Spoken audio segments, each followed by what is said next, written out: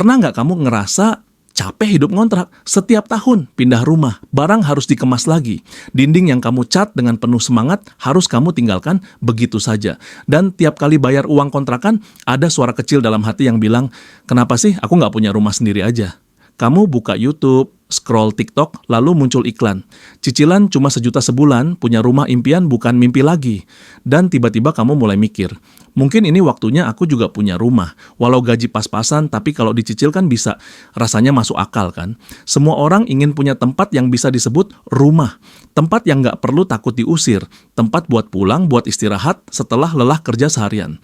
Tapi di balik kata KPR subsidi, ada hal yang jarang dibicarakan. Bukan cuma tentang bunga atau tenor cicilan, tapi tentang beban yang kamu pikul diam-diam selama belasan bahkan puluhan tahun.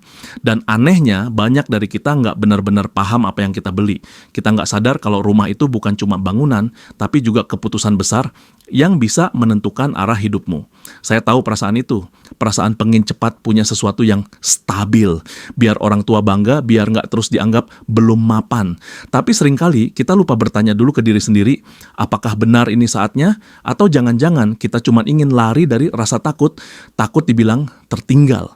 Sebelum kamu tanda tangan surat KPR itu, sebelum kamu mengikat dirimu selama 20 tahun ke depan, ada satu hal penting yang perlu kamu tahu.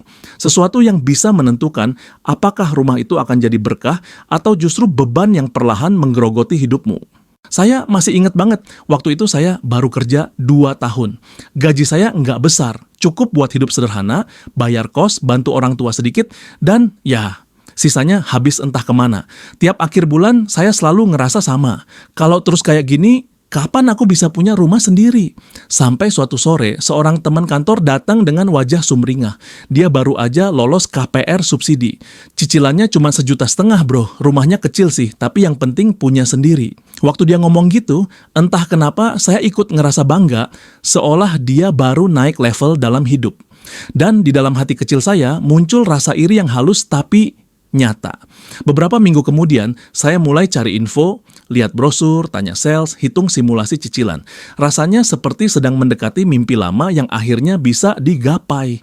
Tapi di malam-malam itu, saya mulai gelisah.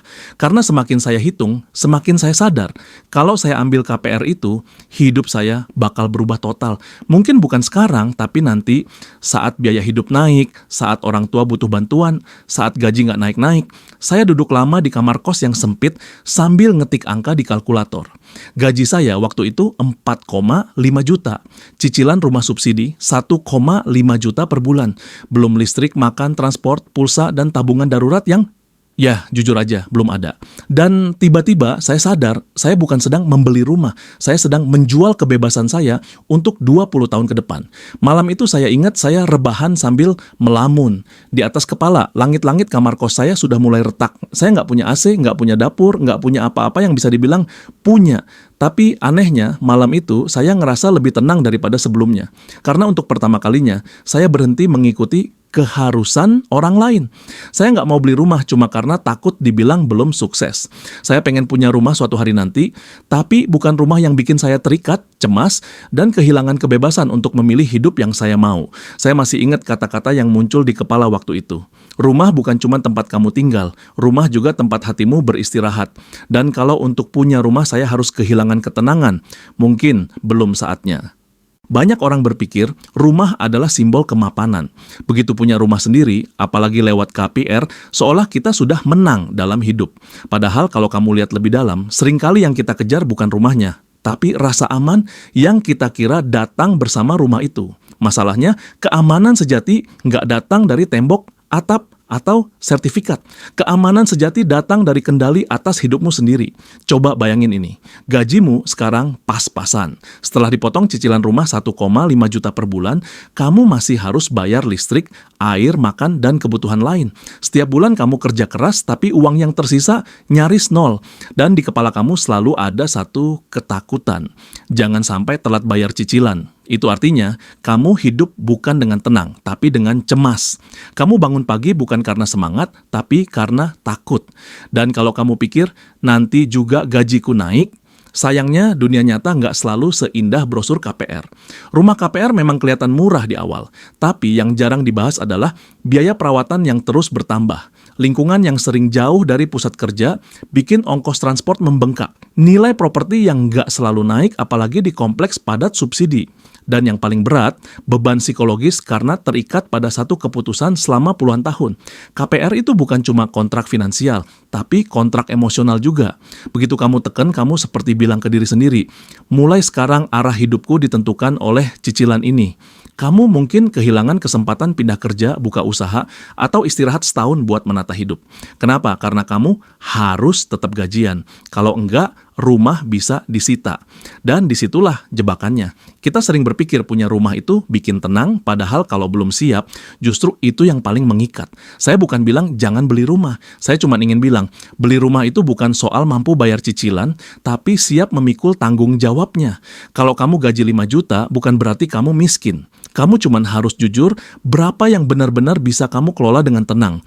Karena lebih baik punya keuangan kecil tapi stabil daripada punya rumah besar tapi isi hatinya penuh kekhawatiran. Coba lihat ke sekitarmu. Berapa banyak orang yang akhirnya menyesal ambil KPR tanpa persiapan, kerja 2 shift, waktu habis di jalan, anak jarang ketemu, istri stres di rumah. Rumahnya ada, tapi jiwanya entah di mana. Jadi sebelum kamu tergoda tanda tangan di atas kertas itu, tanya dulu ke diri sendiri. Apakah aku ingin punya rumah atau aku cuma ingin merasa berharga di mata orang lain? Karena kadang kita bukan benar-benar pengen rumah, kita cuma pengen diakui. Dan kalau itu alasannya, nggak akan pernah cukup. Setiap kali kamu punya satu hal, dunia akan selalu menuntut hal yang lain. Rumah, mobil, perabot, status, semuanya akan terus tumbuh kalau kamu nggak pernah berhenti dan nanya, sebenarnya apa yang aku cari? Kadang saya suka duduk diam di sebuah warung kopi kecil di pinggiran kota, tempatnya sederhana, cuman ada 2 meja, kipas tua di sudut, dan suara kendaraan yang sesekali lewat. Di sana saya sering mengamati orang-orang, wajah-wajah yang lelah, tapi tetap berusaha tersenyum. Ada bapak-bapak berseragam, ibu muda yang baru pulang kerja, dan anak muda yang entah sedang menunggu waktu atau sedang menunggu keberanian. Kalau kamu mau jujur, di setiap wajah itu ada cerita yang sama. Mereka ingin hidup lebih tenang, dan entah kenapa bagi banyak orang, rumah seolah jadi simbol dari ketenangan itu. Saya pernah bertanya dalam hati, kenapa kita begitu takut kalau belum punya rumah? Apakah karena kita benar-benar butuh tempat tinggal, atau karena kita butuh pembenaran bahwa hidup kita tidak sia-sia? Saya lihat orang-orang di sekitar saya berjuang luar biasa. Setiap pagi mereka berangkat kerja, menyisihkan gaji, menghitung cicilan, tapi di balik semangat itu ada sesuatu yang pelan-pelan terkikis, rasa lega, rasa ringan. Hidup yang dulu terasa sederhana, kini jadi penuh tekanan, bukan karena kurang, tapi karena ingin terlalu cepat. Saya pernah berada di titik itu. Titik di mana saya merasa tidak cukup. Titik di mana setiap kali melihat orang lain berhasil, hati ini seperti ditusuk halus. Rasanya seperti harus mengejar sesuatu yang bahkan saya sendiri tidak tahu ujungnya. Tapi semakin saya mencoba memahami, semakin saya sadar yang kita kejar bukan rumahnya, tapi perasaan aman yang kita kira akan datang bersamanya. Dan disitulah jebakannya. Karena keamanan yang datang dari cicilan itu semu. Kamu memang punya rumah, tapi kamu kehilangan ketenangan pikiran. Kamu punya atap, tapi kehilangan langit luas di dalam diri. Sampai akhirnya saya sadar satu hal, rumah bukan soal lokasi, bukan soal luas, dan bukan soal sertifikat. Rumah adalah tentang kesiapan. Kalau kamu belum siap secara finansial dan mental, rumah bisa jadi penjara yang pelan-pelan menutup pintunya setiap bulan. Tapi kalau kamu siap bukan hanya secara uang, tapi secara batin, rumah bisa jadi tempat kamu bertumbuh, bukan terikat. Bisa jadi ruangmu untuk mencintai hidup, bukan melarikan diri darinya. Saya percaya semua orang akan sampai pada saat itu. Saat dimana kita tidak lagi membeli rumah karena ingin terlihat mapan, tapi karena kita benar-benar ingin menciptakan ruang aman untuk jiwa kita sendiri. Dan sebelum saat itu tiba, nggak apa-apa kalau kamu masih ngontrak. Nggak apa-apa kalau kamu masih menabung sedikit demi sedikit. Karena lebih baik menunggu dengan tenang daripada terburu-buru dan menyesal. Rumah yang dibangun dari kesadaran akan terasa berbeda. Setiap bata yang kamu pasang punya makna, setiap ruang yang kamu isi punya cerita. Dan ketika kamu akhirnya berdiri di teras rumahmu sendiri, kamu nggak cuman melihat dinding dan atap, tapi perjalanan panjang yang kamu lalui dengan sabar, tanpa harus memaksa diri jadi orang orang lain. Jadi jangan terburu-buru. Rumahmu sedang menunggu, bukan di iklan, bukan di brosur, tapi di masa depan di mana kamu akhirnya siap, lahir dan batin. Coba kamu berhenti sejenak, tarik napas dalam, lalu hembuskan perlahan. Bayangkan hidupmu 5 tahun ke depan. Apakah kamu akan tinggal di rumah yang kamu banggakan, atau kamu sedang berjuang keras membayar cicilan yang tak pernah habis? Rumah memang impian banyak orang, tapi di balik impian itu, ada pertanyaan yang jarang kita berani jawab jujur. Apakah kamu benar-benar siap, atau cuma takut ketinggalan?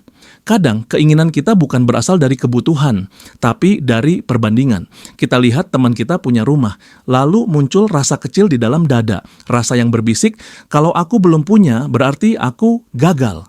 Padahal hidup bukan lomba siapa yang lebih dulu punya sertifikat. Hidup itu perjalanan, dan setiap orang punya waktunya masing-masing. Kalau kamu saat ini masih ngontrak, nggak apa-apa, kamu bukan kalah. Kamu sedang menyiapkan pondasi yang lebih dalam, bukan dari semen dan bata, tapi dari kesadaran dan ketenangan batin. Pernah nggak kamu bertanya pada diri sendiri, apa sih yang sebenarnya aku cari dari rumah itu? Apakah kamu ingin perlindungan, kestabilan, atau sekadar pengakuan bahwa kamu juga sudah berhasil? Kalau kamu ingin perlindungan, mungkin yang kamu butuh bukan rumah tapi rasa aman. Kalau kamu ingin stabilitas, mungkin yang kamu butuh bukan cicilan, tapi pengelolaan keuangan yang sehat.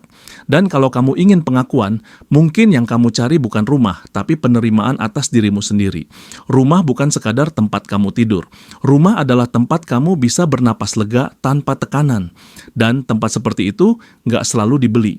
Kadang ia dibangun perlahan lewat ketenangan pikiran, kesabaran, dan rasa cukup. Coba renungkan, apakah rumah yang kamu impikan benar-benar akan membuatmu tenang, atau justru membuatmu kehilangan waktu, kesempatan, bahkan kebebasan? Karena pada akhirnya, rumah bukan tentang siapa yang paling cepat punya, tapi siapa yang paling sadar saat memilikinya.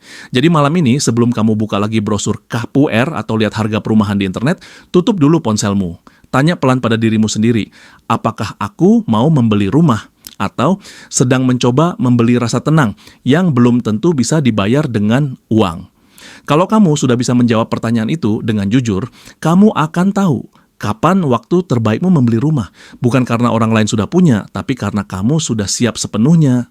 Kita sering berpikir, rumah adalah tujuan akhir. Padahal, rumah sejati itu bukan di tembok, bukan di atap, dan bukan di sertifikat. Rumah sejati adalah tempat di mana kamu bisa berhenti berlari dan merasa cukup. Kalau hari ini kamu masih mengontrak, jangan merasa kecil. Kalau kamu belum punya rumah sendiri, jangan merasa tertinggal.